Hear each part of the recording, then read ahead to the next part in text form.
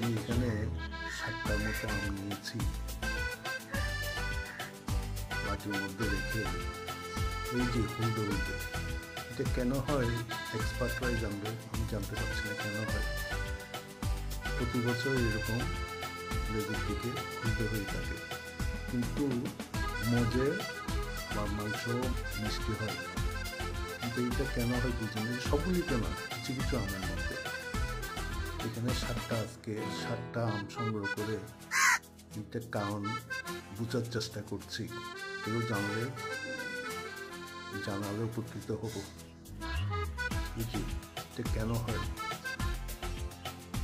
কিন্তু আমার পড়াটা কাটলে ওইদিকে কচি থেকে যায়, নিচের দিকে ওটার দিকে পোক্ত হয় পড়াটা, মানে স্টোনটা